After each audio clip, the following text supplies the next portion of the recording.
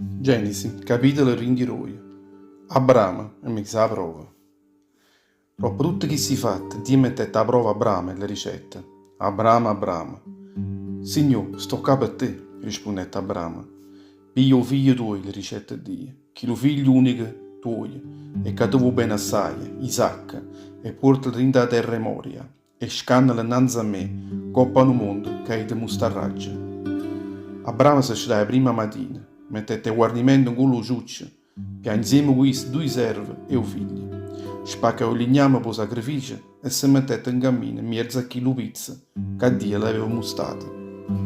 O terzo giorno Abramo alzò gli occhi e vedette allontano chilo pizza.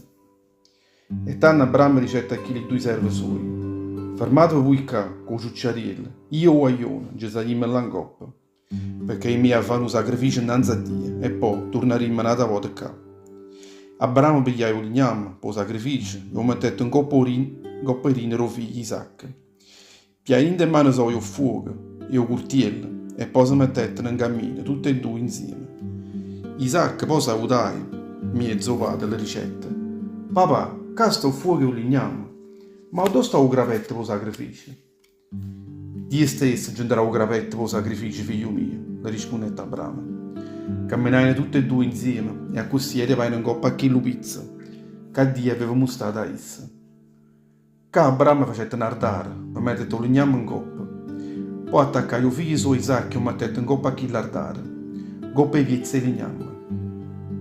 Poi Abramo affrò il coltello per scannare il figlio suo. Ma l'angelo del Signore lo chiamò a Cila di ricette. Abramo, parla Signore, io sto qua, le rispondette Abramo. Non stendere la mano tua contro il guaglione, le ricette l'angelo, e non lo fa male. Ma saccio veramente che tu campi all'amore di Dio, e non mi ha agnato figlio tuo, che lo figlio unico che tu tieni. Stessa tanto Abramo alzò gli occhi suoi e vedette un piegre, che cuore ingagliato in de frasche in albero. Abramo corrette subito a pigliare lo piegre e lo scannò innanzi al Signore a posto figlio suo.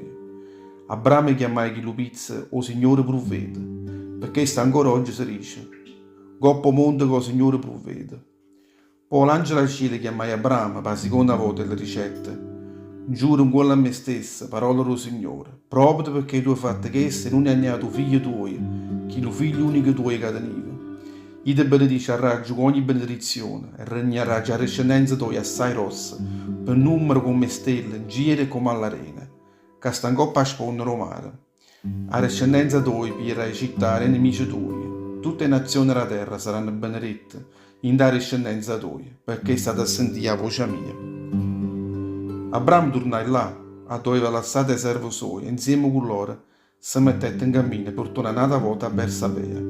E Abramo campò a Bersabea. La famiglia Rebecca. Dopo tutte queste cose fu portata Abramo, che notizie.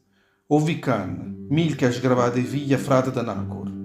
Uzze o prima nato e Buz e o frate suoi, e Kemuel e o padre Aram, e Chesed e Azzo e Pildas e Idlaf e Betuel. Betuel poi ha fatto nascere Rebecca.